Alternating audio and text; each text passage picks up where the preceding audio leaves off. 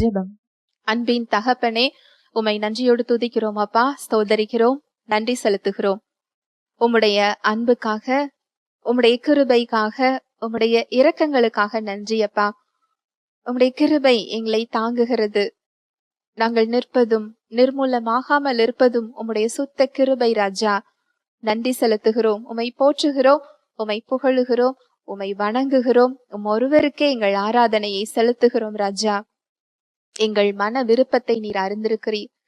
எங்களுடைய ஏக்கங்கள், கேள்விகள், எங்கள் சூழ்நிலைகளை எங்களை காட்டிலும் நன்றாக அறிந்திருக்கிறீர். வார்த்தையாக நீர் கடந்து வருகிறதற்காய் நன்றி செலுத்துகிறேன். என்னை முழுமையாக அர்ப்பணிக்கிறேன். இயேசுவின் மூலம் ஜெபிக்கிறேன் நல்ல பிதாவே, ஆமென். Price the Lord. தேவ அன்பை குறித்து நம்ம பார்த்து கொண்டிருக்கிறோம். தேவ அன்பு சகலத்தையும் நம்பும். இந்த சகலத்தையும் நம்பும் அப்படிங்கிறது பிரச்சனைகளை அப்படியே ஏற்றுக்கொள்றது இல்ல. பிரச்சனைகள் தீமையான காரியத்துல நம்மை சுற்றி நின்று கொண்டிருந்தாலும் அதை அப்படியே நம்பி ஏற்றுக்கொள்வது இல்ல. சகலத்தையும் நம்புவது என்பது பிரச்சனைகளுக்கு மத்தியில், சூழ்நிலைகளுக்கு மத்தியில் தேவனுடைய அன்பை நம்புவது. தேவனுடைய வார்த்தை அந்த சூழ்நிலையை குறித்து என்ன சொல்லுகிறதோ அந்த நன்மையையும் அவருடைய வல்லமையையும் அவருடைய அன்பையும் அதற்கு மத்தியில் நம்புவது. அந்த வார்த்தை என்ன சொல்லி இருக்கிறதோ அந்த பலன்கள் வெளிப்படுவதற்கு காத்து கொண்டிருப்பது. இதுதான் வேதத்துல சொல்லப்பட்டிருக்கிற நம்பிக்கை. சகலத்தையும் நம்பும் அப்படிங்கிறதுக்கான அர்த்தம் அதுதான். நமக்கு நித்தியத்துல ஒரு நம்பிக்கை கொடுக்கப்பட்டிருக்கு. அது நமக்கு எல்லாருக்கும் தெரியும். அது மாத்திரம் இல்ல, இந்த உலகத்திலையும் நம்பிக்கையின் தேவன் நமக்கு நம்பிக்கையை கொடுத்திருக்கிறார். ஆவியானவர் அந்த நம்பிக்கை நம்மிடத்தில் பெருகும்படிக்கு நமக்குள் வாசம் செய்து கொண்டிருக்கிறார். இந்த பொல்லாத பிரபஞ்சத்திலிருந்து நமக்கு விடுதலை கொடுக்கும்படிக்கு ஆண்டவராகிய இயேசு கிறிஸ்து நம்முடைய பாவங்களுக்காக தம்மை தாமே ஒப்பு கொடுத்திருக்கிறார். இன்னைக்கு நம்பிக்கைக்கு ஏதுவே இல்லாத சூழல்ல நீங்க இருந்து கொண்டிருக்கலாம். நம்பிக்கையின் தேவன் உங்களுக்கு நம்பிக்கையை கொடுக்கிறார். மருத்துவம் உங்களை கைவிட்டு இருக்கலாம். டாக்டர்ஸ் உங்களை கைவிட்டு இருக்கலாம். உங்க ரிப்போர்ட் உங்களுக்கு ஒரு மரணத்தை அறிவித்து கொண்டிருக்கலாம். உங்க சரீரம் மரித்து போய் கொண்டிருக்கலாம். உறவுகள் உங்களை கைவிட்டு இருக்கலாம். வேலை இல்லாம இருக்கலாம். அடுத்த வேளை சாப்பாடுக்கு என்ன செய்யறது கலங்கி கொண்டிருக்கலாம். தனியாக நின்று கொண்டிருக்கலாம். எல்லாராலும் கைவிடப்பட்ட நிலைமையில நீங்க இருக்கலாம். எல்லாவற்றையும் நான் இழந்து விட்டேன், இதற்கு மேல் இழப்பதற்கு என்னிடத்தில் எதுவும் இல்லை என்ற சூழ்நிலையில் நீங்கள் நின்று கொண்டிருக்கலாம். நம்பிக்கையின் தேவன் உங்களுக்கு நம்பிக்கையை தருகிறார். நம்பிக்கை இல்லாத இந்த உலகத்தில் ஆண்டவராகிய இயேசு கிறிஸ்து நம்பிக்கையின் வாசலாக அவர் வெளிப்பட்டார். தேவனற்றவர்கள் போல நாம இருந்து கொண்டிருந்தோம். அவருடைய வாக்கு தத்தங்களுக்கு நாம் அந்நியர்களாக நாம் இருந்து கொண்டிருந்தோம். அவருடைய காணியாட்சிக்கு நாம் புறம்பானவர்களாக நின்று கொண்டிருந்தோம்.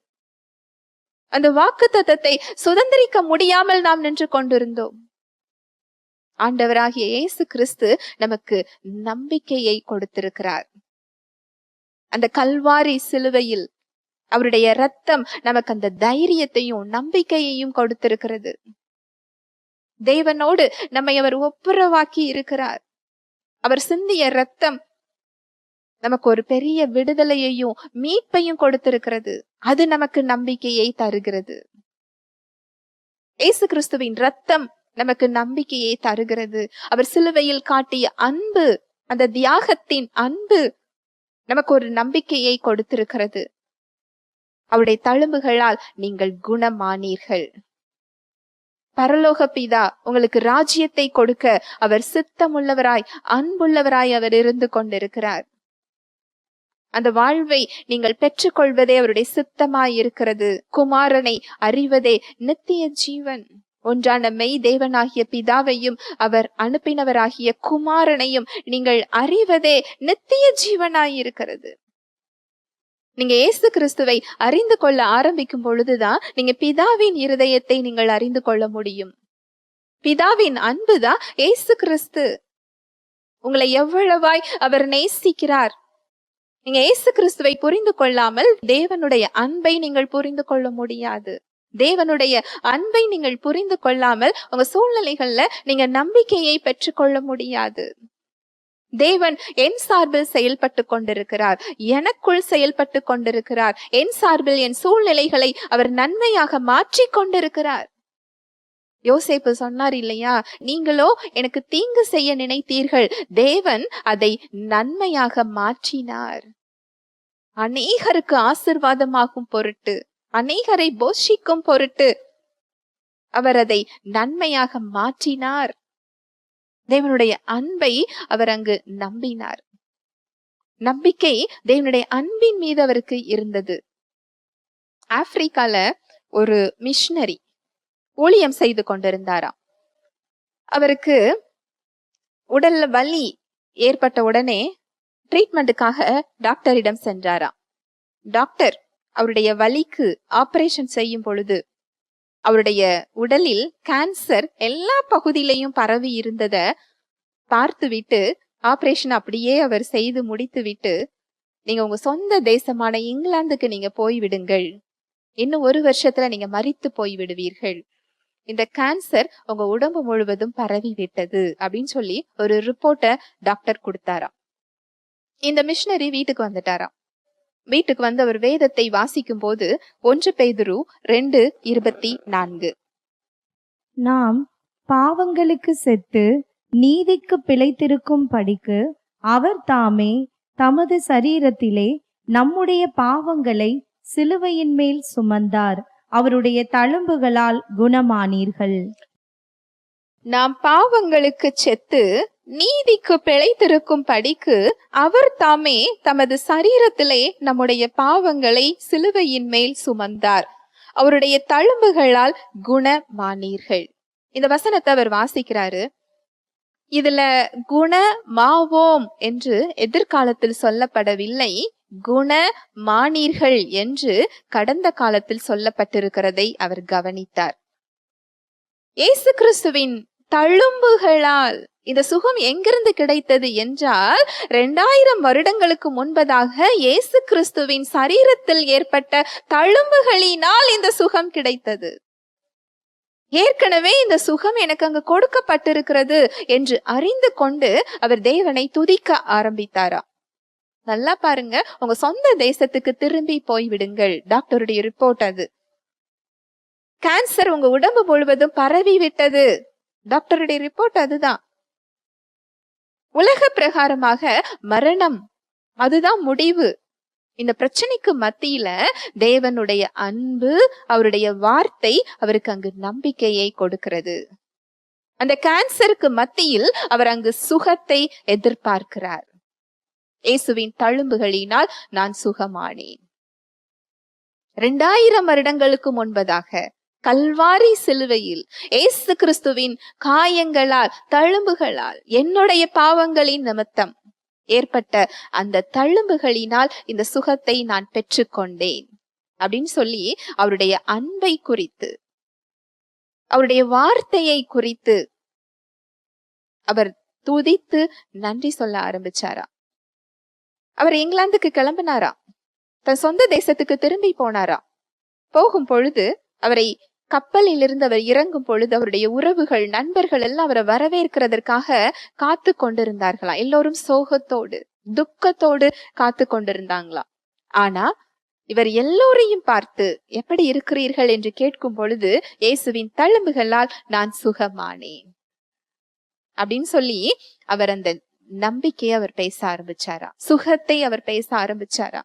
சுவிசேஷத்தை அவர் பேச ஆரம்பிச்சாரா. அவர் வீட்டுக்கு வந்த உடனே அநேக தெய்வ மனிதர்கள், ஊழியக்காரர்கள் அவரை பார்க்க போனாங்களாம், ஜெபிக்க போனாங்களாம்.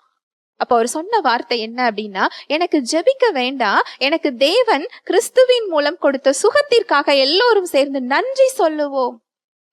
ஏற்கனவே அவர் எனக்கு சுகத்தை கொடுத்து விட்டார், நாம் நன்றி சொல்ல ஆரம்பிப்போம் அப்படின்னு சொல்லி அவர்களோடு சேர்ந்து தேவனுக்காக அவர் நன்றி சொல்ல ஆரம்பித்தாரா. சரீரத்தை பார்த்து அவர் நன்றி சொல்ல ஆரம்பிச்சாரா.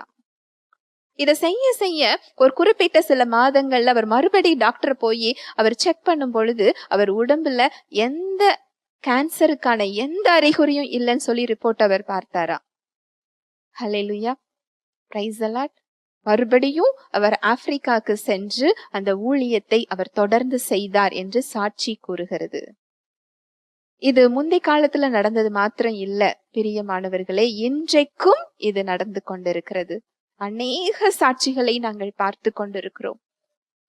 டாக்டர்களால கைவிடப்பட்ட சூழ்நிலையில, மருத்துவம் கைவிடப்பட்ட சூழ்நிலையில, உலகத்தால் அதற்கு தீர்வு சொல்ல முடியாத இடத்தில் தேவனுடைய வார்த்தையை அவர்கள் பார்க்கும் பொழுது, சுவிசேஷத்தை அவர்கள் கேட்டு அந்த நம்பிக்கையை பெற்றுக்கொண்டு அதை யார் ஒருவர் தாழ்மையாக ஏற்றுக்கொள்ளுகிறார்களோ அங்கு அவர்களுடைய சரீரத்தில் சுகம் வெளிப்படுவதை நாங்கள் பார்த்து கொண்டிருக்கிறோம். அந்த உறுப்புகள் உயிர் பெறுவதை, மரித்திருக்கின்ற உறுப்புகள், செயல்படாமல் இருக்கின்ற உறுப்புகள், அழிந்து அழுகி கொண்டிருக்கிற உறுப்புகள், குறைபாடோடு இருக்கின்ற உறுப்புகள் அங்கு உயிர்ப்பிக்கப்படுவதை நாங்கள் பார்த்து கொண்டிருக்கிறோம். நம்பிக்கையின் தேவன் அவர் நம்பிக்கையை கொடுக்கிறவர் மாத்திரம் இல்ல, அந்த சூழ்நிலைகளில் அவருடைய வல்லமையை அவர் வெளிப்படுத்துகிறவராக இருக்கிறார். அந்த சூழ்நிலைகளை மாற்றுவதற்கு அவர் போதுமானவராக இருக்கிறார். அந்த சூழ்நிலைகளை அவர் உயிர்ப்பிப்பதற்கு, உங்க சரீரங்களை அவர் உயிர்ப்பிப்பதற்கு அவர் போதுமானவராக இருக்கிறார். அந்த நம்பிக்கையை நீங்க பெற்றுக்கொள்ளும் போதுதான் அந்த இடத்துல தேவனால செயல்பட முடியும், ஒரு விடுதலையை கொடுக்க முடியும். அந்த நம்பிக்கையை இன்று அவர் உங்களுக்கு கொடுக்கிறார். நீங்க இன்னைக்கு எந்த சூழ்நிலையில இருந்தாலும் சரி, அவரிடத்தில் உங்களால நம்பிக்கையை பெற்றுக்கொள்ள முடியும். நம்பிக்கையின் தேவனை நீங்க பார்க்கும் பொழுது, சுவிசேஷத்தை அறிந்து கொள்ளும் போது, கிறிஸ்துவின் அன்பை நீங்கள் புரிந்து கொள்ளும் போது, உங்களுடைய விசுவாசம் அதில் பலப்படும் பொழுது, அது விடாமுயற்சியுடன், நல்லா கவனிங்க, அந்த நம்பிக்கை நமக்கு ஒரு விடாமுயற்சியை கொடுக்கும். அது சோர்ந்து போகாது. கடினமான சூழ்நிலைகளில் அது விடாமுயற்சியுடனும் உறுதியுடனும் சமாதானத்துடனும் தேவனுடைய வல்லமையையும் நன்மையையும் அந்த நம்பிக்கை எதிர்பார்க்கும். தேவனுடைய அன்பு இந்த இடத்தை நமக்கு பெற்று தருகிறது.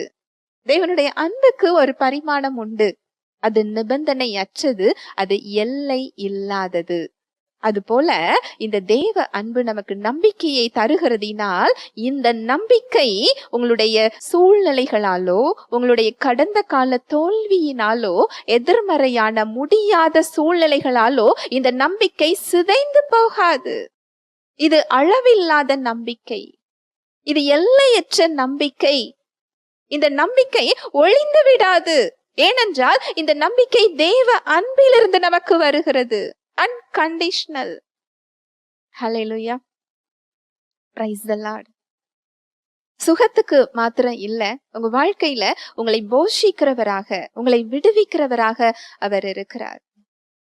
ஒரு தேவ மனிதர் ஆரம்ப காலத்துல ஊழியத்துல அதிகமாக கஷ்டப்பட்டாராம். தேவனுடைய சித்தத்தை முழுமையாக அறிந்து கொள்ளாததினால் ஒரு சில கஷ்டங்களை நான் அனுபவித்தேன் என்று அவர் சாட்சி கூறுகிறார். என்ன கஷ்டம் அப்படின்னா, பொருளாதார ரீதியாக அவரும் அவருடைய மனைவியும் மிகவும் கஷ்டப்பட்டாங்களாம். அடுத்த வேளை சாப்பாட்டுக்கே அவங்க கஷ்டப்பட்டாங்களாம். அவங்க மனைவி கருத்தரித்திருந்தாங்களாம், வயிற்றில் குழந்தையை சுமந்து கொண்டிருந்தாங்களாம். அவருடைய மனைவிக்கு அடுத்த வேளை சாப்பாடு அவரால் வாங்கி கொடுக்க முடியல. இப்பேற்பட்ட ஒரு சூழ்நிலையில அவங்க இருக்கிறாங்க. ஒரு நாள் மனைவி ஏதோ ஒரு வேலையாக அவங்க வெளியில போயிருக்கும் போது தேவனிடம் அந்த ஊழியக்காரர் அழுது புலம்புகிறார். உங்களுடைய சுவிசேஷத்தை நான் அறிவித்துக் கொண்டிருக்கிறேன். இப்பொழுதுள்ள பிரபஞ்சத்திலிருந்து நீர் எங்களை விடுவிக்கிறீர் என்று உம்முடைய வார்த்தையை நான் சாட்சியாக அறிவித்துக் கொண்டிருக்கிறேன். காட்டு புல்லுக்கும் காக்கை குருவிகளுக்கும் நீர் போஷித்தீர் என்றால் எங்களை போஷிப்பது எவ்வளவு நிச்சயம். சொந்த குமாரன் என்றும் பாராமல் அவருடைய ஜீவனையே நமக்காக கொடுத்தவர் அவற்றோடு கூட இவை எல்லாவற்றையும் அருளாதிருப்பது எப்படி? அப்ரஹாமின் ஆசீர்வாதத்தை குறித்து நான் போதித்துக் கொண்டிருக்கிறேன். என் மனைவிக்கும் மனைவியின் வயிற்றில் இருக்கிற குழந்தை, என்னால் அடுத்த வேளை சாப்பாடு கொடுக்க முடியல. என்னையே உணவாக கொடுக்க முடிந்தால் நான் உணவாக கொடுத்துருவேன். ஆனா அதை சாப்பிட முடியாதே, இதுக்கு மேல நான் என்ன செய்யறதுன்னு சொல்லி அவர் தேவனிடம் மன்றாடினாராம். அப்போ தேவனுடைய வார்த்தை அவருக்கு வெளிப்பட்டுச்சா, நீ உன்னுடைய மனைவிக்கு உன்னையே உணவாக கொடுப்பேன்னு சொல்றியே, நான் என்னுடைய குமாரனையே உனக்காக நான் தந்திருக்கிறேன். என் குமாரனுடைய மாம்சத்தையே உங்களுக்கு உணவாக நான் கொடுத்திருக்கிறேன். பயப்படாதே சிறு மந்தையே, உங்களுக்கு ராஜ்யத்தை கொடுக்க பிதா சித்தமுள்ளவராக இருக்கிறார்.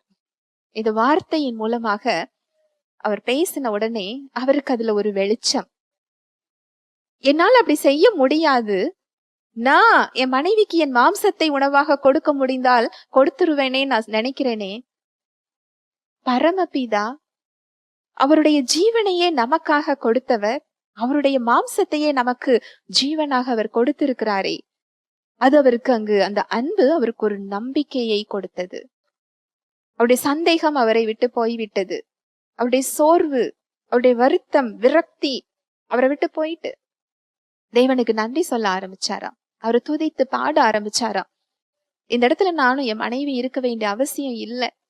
உடைய ராஜ்யத்தை எங்களுக்கு நீர் கொடுப்பதுதான் உடைய சித்தமா இருக்கிறது. உடைய குமாரனுடைய ஜீவனையே எங்களுக்கு நீர் கொடுத்திருக்கிறீர், மாம்சத்தை எங்களுக்கு நீர் உணவாக கொடுத்திருக்கிறீர் என்று அவர் துதித்து பாட பாட சாயங்காலத்திலேயே அவருக்கு தெரிந்த ஒரு நண்பர் அவருக்கும் அவர் மனைவிக்கும் ஒரு விருந்து சாப்பாடையே தயார் செய்து வைத்திருந்தாரா. 1 வாரத்திற்கும் மேலான உணவுப் பொருட்களை அவர் கையில கொடுத்து அனுப்பினார் என்று அந்த தெய்வ மனிதர் சாட்சி சொல்லுகிறார். பிரியமானவர்களே, இன்னைக்கு நீங்க இந்த இடத்துல நின்று கொண்டிருக்கலாம். நாளைக்கு நான் என்ன செய்ய போறேன், இதுக்கு நான் என்ன பதில் சொல்ல போறேன், என் பிள்ளைங்களுக்கு நான் என்ன சொல்ல போறேன், என்னுடைய மனைவி கணவன் என்னை நம்பி இருக்கிற உறவுகளுக்கு நான் என்ன செய்ய போகிறேன், நான் செய்கிறதற்கு ஒன்றுமே இல்லாமல் இருக்கிறேனே. இந்த சூழ்நிலையில நீங்க நிற்கலாம். தேவ அன்பு உங்களுக்கு நம்பிக்கையை தருகிறது. அது நம்பிக்கையை மாத்திரம் இல்ல, அந்த சூழ்நிலையில் உங்களுக்கு தேவையான பலன்களையும் அது கொடுப்பதாக இருக்கிறது. விடுதலையை அது கொடுப்பதாக இருக்கிறது. எப்பேற்பட்ட சூழ்நிலையில இருந்தாலும் அது விடுதலையை கொடுக்கிறதாக இருக்கிறது. தேவனால் கூடாத காரியம் என்று ஒன்றுமே இல்லை. மனுஷரால் இது கூடாததுதான், ஆனால் தேவனால் எல்லாம் கூடும். மனுஷரால் இது கூடாததுதான், ஆனால் தேவனால் எல்லாம் கூடும். அவரால கூடாது அப்படின்னு சொல்லக்கூடிய காரியம் எதுவுமே இல்லை. சூழ்நிலைகளை மாற்றுகிறவர், தலைகீழாக மாற்றுகிறவர். அது எப்படி வரும் நமக்கு தெரியாது, ஆனால் அது வரும். காற்றையும் காண மாட்டீர்கள், புயலையும் காண மாட்டீர்கள், பள்ளத்தாக்குகள் தண்ணீரால் நிரம்பப்படும், நீங்கள் வாய்க்கால்களை வெட்டுங்கள். அவருடைய வார்த்தை சொல்லுகிறது. அவருடைய அன்பு அந்த நம்பிக்கையை நமக்கு தருகிறது. யோனத்தான் சவுல் ராஜாவோட மகன். சவுல் இஸ்ரவேலுக்கு ராஜாவாக அபிஷேகம் செய்யப்பட்ட பின்பு பெலிஸ்தர்கள் அவருக்கு விரோதமாக வருகிறார்கள். ஒரு பெரிய படை, பெலிஸ்தர்கள் நிறைய இஸ்ரவேலோட எதிரிகள் எல்லோரையும் கூட்டிக் கொண்டு ஒரு பெரிய படையாக வருகிறார்கள். அந்த போர்ல போரிடுவதற்கு இஸ்ரவேல் இராணுவத்தினரிடம் ஈட்டி இல்லையா. அந்த ஈட்டி, அந்த ஆயுதங்களை அந்த கொல்லர்கள் யாரும் செய்யாத படிக்கு பெலிஸ்தர்கள் அதுக்கு ஒரு தடையை உண்டு பண்ணி வச்சிருந்தாங்களாம். சவுலுக்கும் யோனத்தானுக்கும் தவிர யார்கிட்டயுமே ஈட்டி இல்லைன்னு வசனம் சொல்லுது. ஆனா அவங்களை எதிர்த்து ஒரு பெரிய படை காத்து கொண்டிருக்கிறது. எல்லா இராணுவ வீரர்களும் ஓடி ஒளியிறாங்க. யோனத்தானும் அவருடைய ஆயுததாரி, அதாவது அவருக்கு பாதுகாப்பா இருக்கிற ஒருவர், அவங்க 2 பேரும் பெலிஸ்தரோட பாளையத்துக்கு போறாங்க. என்ன நம்பிக்கை அவங்களுக்கு? அங்க யோனத்தான் சொல்றாரு, நம்ம அங்க போவோம், நீ ஏறி வா அப்படின்னு சொல்லி அவங்க கூப்பிட்டாங்கன்னா நம்ம போயிருவோம், தேவன் அந்த யுத்தத்தை செய்வார். அவர்கள் கையினால் விழுந்து போனார்கள் என்று நாம் அறிந்து கொள்ளலாம் அப்படிங்கிறாரு. கையில ஒரே ஒரு ஈட்டி, பல்லாயிரக்கணக்கான எதிரிகளோட கூட்டம். இந்த நம்பிக்கை அவருக்கு எப்படி வந்தது? நீங்க அந்த அதிகாரத்தை எடுத்து வாசிச்சு பாத்தீங்க அப்படின்னா, அங்க பெலிஸ்தருடைய பாளையத்துக்கு போகிறார். அவர் போகும்போது அந்த பெலிஸ்தருடைய பாளையத்திலிருந்து இவரை பார்த்து மேல ஏறி வா அப்படின்னு கூப்பிடுறாங்க, சண்டைக்கு கூப்பிடுறாங்க. இங்க யோனத்தான் தான் யார் என்ற அடையாளத்தோடு அவர் செல்லல, ஒரு இஸ்ரவேலன் என்ற அடையாளத்தோடு அவர் போகிறார். அப்போ அவருடைய நம்பிக்கை அங்க எதுல இருந்தது? தன்னோட பதவி மேல இருந்ததா? தான் யார் என்ற அதிகாரத்தின் மீது இருந்ததா? இல்ல. அந்த உடன்படிக்கையின் தேவன் மீது அவருக்கு நம்பிக்கை இருந்தது. அந்த வசனத்தை நீங்க எடுத்து வாசிச்சு பாத்தீங்கன்னா, அவர் கையில மாத்திரம்தாங்க ஈட்டி இருந்தது. ஒரு 20 பேரை அவர் கீழே விழ தள்ளினார் அப்படின்னு தான் வசனம் சொல்லுது. ஆனா அந்த பெரிய படையும் ஒருவருக்கொருவர் எதிராக அங்க போர் எழும்பி ஒரு பெரிய சங்காரம் உண்டாயிற்று. அங்கு பெலிஸ்தர்கள் முறிந்தோடி போனார்கள் என்று அந்த அதிகாரம் சொல்லுகிறது. இந்த நம்பிக்கை யோனத்தானுக்கு எங்க இருந்து வந்தது? ஒரு ஈட்டியால் அவ்வளவு பெரிய ஒரு யுத்தத்துல ஜெயிக்க முடியுமா? இது எப்பேற்பட்ட ஒரு வல்லமை! அதனாலதான் அவருடைய வார்த்தை சொல்லுது, யுத்தம் உன்னுடையதல்ல, யுத்தம் என்னுடையது. நீ தரித்து நின்று நான் உனக்கு செய்யும் ரட்சிப்பை மாத்திரம் நீ பார். தரித்து நில் அப்படிங்கிறது, நீ நம்பிக்கையோடு நில். அந்த நம்பிக்கையை உனக்குள் வளர்த்துக்கொள், பெருக்கிக்கொள். பரிசுத்த ஆவியினால் உண்டாகும் சந்தோஷத்தினாலும் சமாதானத்தினாலும் உன்னை நீ பலப்படுத்திக்கொள். இந்த நம்பிக்கைங்கிறது ஒரு ஆக்ஷன் வேர்டு, ஒரு செயல்படுகிற ஒரு இடம், அப்படியே உட்கார்ந்துருக்கிற ஒரு இடம் இல்ல. தரித்து நில் அப்படிங்கிறது செயல்படுறது. சூழ்நிலைகளுக்கு மத்தியில தேவனுடைய அன்பை எதிர்பார்ப்பது, அவருடைய வல்லமையை எதிர்பார்ப்பது, அவருடைய நன்மையை எதிர்பார்ப்பது, அவர் வார்த்தை என்ன சொல்லுகிறதோ அதை எதிர்பார்க்கிறது. சூழ்நிலைகளை மாற்றுவது அவருடைய கரத்தில் இருக்கிறது, அவருடைய பொறுப்பு அது. அவர் வார்த்தை அப்படிதான் சொல்லுது. நான் ஓ சார்பில் நான் செயலாற்றி கொண்டிருக்கிறேன், உனக்காக நான் செயலாற்றி கொண்டிருக்கிறேன், உன் மூலமாக நான் செயலாற்றி கொண்டிருக்கிறேன். ஹல்லேலூயா, பிரைஸ் தி லார்ட். இன்னும் ஏராளமான உதாரணங்களை நம்ம பார்க்க முடியும். தேவனுடைய வல்லமை அந்த சூழ்நிலைகளை ஒரு கணப்பொழுதுல மாற்றுகிறத பார்க்க முடியும். அவருக்கு கொஞ்சம் பேரை கொண்டாகிலும் அதிக பேரை கொண்டாகிலும் ரட்சிக்கிறதுக்கு அவருக்கு கடினம் கிடையாது. அவர் பட்டயத்தினாலையும் ஈட்டினாலையும் ரட்சிக்கிற தேவன் அல்ல. உங்க கைய பார்க்காதீங்க, உங்க கைகள்ல உள்ள பலனை பார்க்காதீங்க, உங்க சூழ்நிலையை பார்க்காதீங்க, உங்க சரீரத்தை பார்க்காதீங்க, மனிதர்களை பார்க்காதீங்க. கர்த்தரை நம்பிக்கையாக கொண்டிருக்கிற மனுஷன் பாக்கியவான். கர்த்தர் மேல் தன் நம்பிக்கையை வைக்கிற மனுஷன் பாக்கியவான். மனுஷனை நம்புவதற்கு அவன் எம்மாத்திரம், அவன் அழிந்து போகிற புல்லுக்கு ஒப்பாக இருக்கிறான். உங்க நம்பிக்கை இன்னைக்கு எதுல வைக்கிறீங்க? கர்த்தர் மேல வைங்க. அவர்தான் நம்பிக்கையின் தேவனாக உங்கள் நம்பிக்கையை பெருகச் செய்வதற்கு போதுமானவராக, வல்லமை உள்ளவராக இருக்கிறார். உங்களை விடுவிக்க கூடியவராக. அவருடைய கை குறுகி போவது இல்லை. உங்களை விடுவிக்க கூடாத படிக்கு அவர் பலன் இல்லாதவராக இல்லை. ரட்சிக்க கூடாத படிக்கு அவர் கை குறுகி போகல. அதுதான் வசனம் சொல்லுது, கர்த்தருக்கு காத்திருக்கிறவர்கள் புது பலன் அடைந்து கழுகுகளை போல தன் செட்டைகளை அடித்து உயர எழும்புவார்கள். அவர்கள் ஓடினாலும் இளைப்படையார்கள், நடந்தாலும் சோர்ந்து போகார்கள். நம்பிக்கையின் தேவன் இன்று நம்பிக்கையை உங்களுக்கு கொடுக்க காத்து கொண்டிருக்கிறார். உங்க சூழ்நிலைகளுக்கு மத்தியில, உங்க எதிர்மறையான சூழலுக்கு மத்தியில, நம்பிக்கையற்ற சூழ்நிலையில அந்த நம்பிக்கைய உங்களிடத்துல கொடுக்க அவர் காத்து கொண்டிருக்கிறார். அவருடைய அன்பை நீங்கள் அறிந்து கொள்ளும் போது அந்த அன்பு உங்களிடத்தில் நம்பிக்கையை பெருகச் செய்ய போதுமானதாக இருக்கிறது. அந்த அன்பில் நீங்கள் வேரூன்றும் பொழுது உங்க சூழ்நிலைகள் எதுவும் உங்கள் நம்பிக்கையை அசைக்க முடியாது. எதுவும் உங்க நம்பிக்கையை ஒளிந்து போக செய்ய முடியாது. ஏனென்றால் உங்களுடைய நம்பிக்கை அங்க தேவனுடைய அன்பில் வேர் விட்டு இருக்கிறது.